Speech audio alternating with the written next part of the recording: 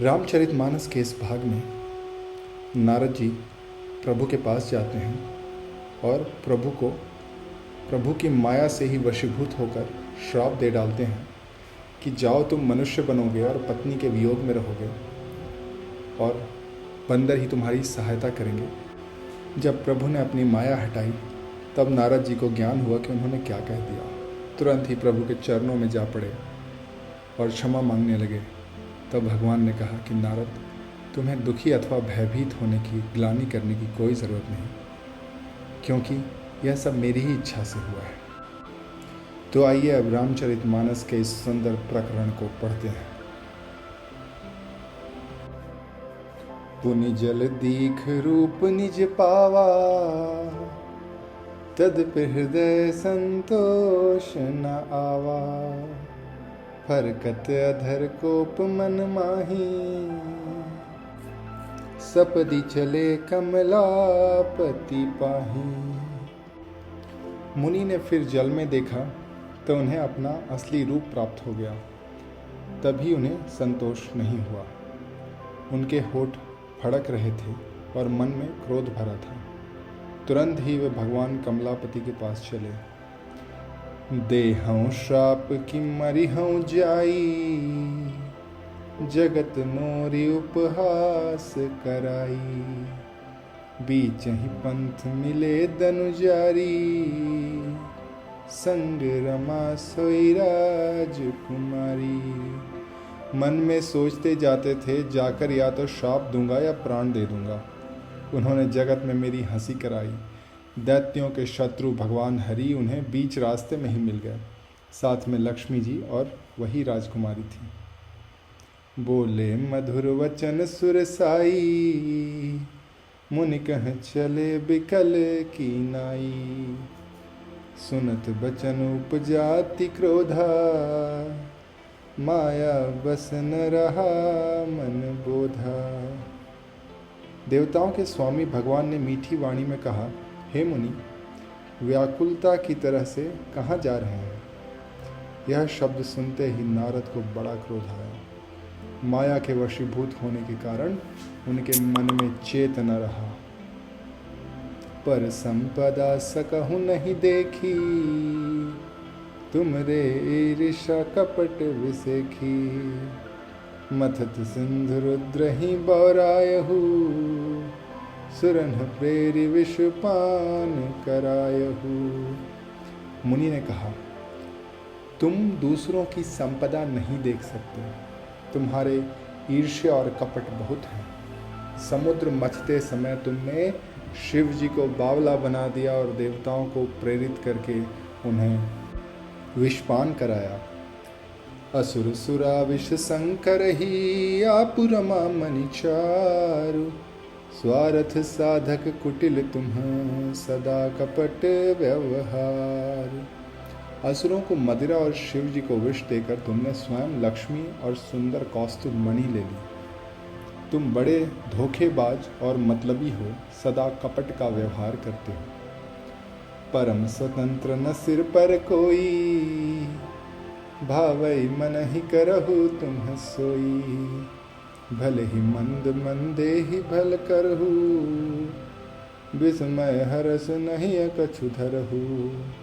तुम परम स्वतंत्र हो, सिर पर तो कोई है ही नहीं। इससे जब जो मन भाता है स्वच्छंदता से वही करते हो। भले को बुरा और बुरे को भला कर देते हो। हृदय में हर्ष विषाद कुछ भी नहीं लाते। डह की परिचय सब काहू, अति असंक मन सदा उछाहू। करम शुभा शुभ तुम्हें न बाधा, अब लगी तुम्हें न काहू साधा। सबको ठग ठग कर परख गए हो और अत्यंत निडर हो गए हो। इसी से ठगने के कारण मन में सदा उत्साह रहता है। शुभ अशुभ कर्म तुम्हें बाधा नहीं देते। अब तक तुमको किसी ने ठीक नहीं किया। भले भवन अब बायन दीन्हा, पावहुगे भल आपन कीन्हा। बंश मोहि जब निधर देहा, सोई तनु धरहु शाप ममैहा। अब कि तुमने अच्छे घर बना दिए, जैसे मेरे जबरदस्त आदमी से छेड़खानी की है, अतः अपने किए का फल अवश्य पाओगे। जिस शरीर को धारण करके तुमने मुझे ठगा है, तुम भी वही शरीर धारण करो, यह मेरा श्राप है। कपियाकृति तुम कीन्ह हमारी, करी हैं किस सहाय तुम्हारी। मम अपकार कीन्ह तुम भारी, नारी बिरह तुम होव दुखारी। तुमने हमारा रूप बंदर का सा कर दिया, इससे बंदर ही तुम्हारी सहायता करेंगे। मैं जिस स्त्री को चाहता था, उससे मेरा वियोग कराकर तुमने मेरा बड़ा अहित किया, इससे तुम भी स्त्री के वियोग से दुखी होगे। श्राप शीस धरि हर्षिया, प्रभु बहु बिनती कीन्ह। निज माया के प्रबलता, करहि कृपा निधि लीन। श्राप को सिर पर चढ़ाकर हृदय में हर्षित होते हुए प्रभु ने नारद जी से बहुत विनती की और कृपा निधान भगवान ने अपनी माया की प्रबलता खींच ली। जब हरि माया दूर निवारी, नहीं तह रमा न राजकुमारी। तब मुनि अति सभीत हरि चरना, गह पहि प्रणतारती हरना। जब भगवान ने अपनी माया हटा ली, तब वहाँ न लक्ष्मी रह गई न राजकुमारी। तब मुनि ने अत्यंत भयभीत होकर श्री हरि के चरण पकड़ लिए और कहा, हे शरणागत के दुखों को हरने वाले, मेरी रक्षा कीजिए। मृषा हो मम श्राप कृपाला, मम इच्छा कह दीन दयाला। मैं दुर्वचन कहे बहु तेरे, कह मुनि पाप मिटहि किम मेरे। हे कृपालु, मेरा श्राप मिथ्या हो जाए। तब दीनों पर दया करने वाले भगवान ने कहा कि यह सब मेरी इच्छा से ही हुआ है। मुनि ने कहा, मैंने आपके अनेकों खोटे वचन कहे, मेरे पाप कैसे मिटेंगे। जप हो जाई शंकर सतनामा, होई ही हृदय तुरत विश्रामा। को नहीं शिव समान प्रिय मोरे, असी प्रतीत तजहूँ जनि भोरे। भगवान ने कहा, जाकर शंकर जी के शतनाम का जप करो, इससे हृदय में तुरंत शांति होगी। शिव जी के समान मुझे कोई प्रिय नहीं, इस विश्वास को भूल कर भी मत छोड़ना। जहि पर कृपा न करहि पुरारी, सो न पाव मुनि भगत हमारी। असुर धरि महि बिचरहु जाई, अब न तुम्हें माया नियराई। हे मुनि, पुरारी अर्थात शिव जी जिस पर कृपा नहीं करते, वह मेरी भक्ति नहीं पाता। हृदय में ऐसा निश्चय करके जाकर पृथ्वी पर विचरो, अब मेरी माया तुम्हारे निकट नहीं आएगी। बहुविधि मुनि प्रबोधि प्रभु, तब भय अंतर्धान। सत्यलोक नारद चले, करत राम गुणगान। बहुत प्रकार से मुनि को समझा बुझाकर ढाढ़स देकर तब प्रभु अंतर्धान हो गए और नारद जी श्री रामचंद्र के गुणों का गान करते हुए सत्यलोक अर्थात ब्रह्मलोक को चले। हर गण मुनि जात पथ देखी, विगत मोह मन हरख बिसेखी। अति सभीत नारद पहि आए, गहि पद आरत वचन सुनाए।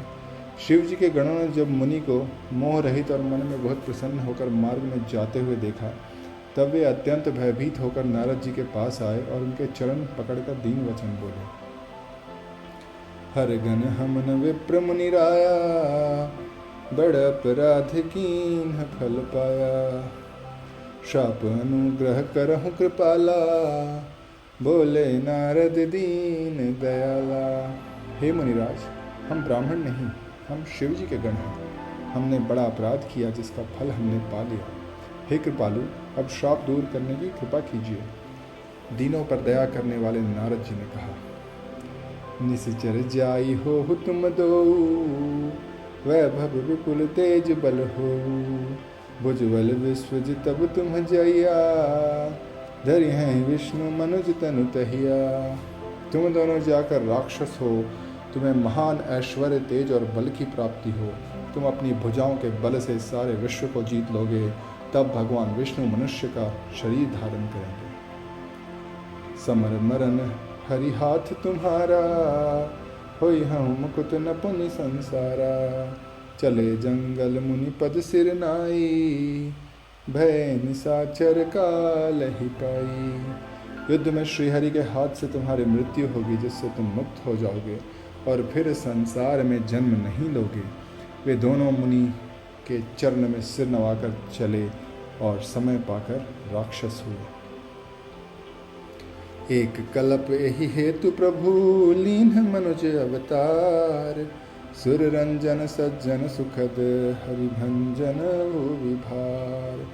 देवताओं को प्रसन्न करने वाले, सज्जनों को सुख देने वाले और पृथ्वी का भार हरण करने वाले भगवान ने एक कल्प में इसी कारण मनुष्य का अवतार लिया।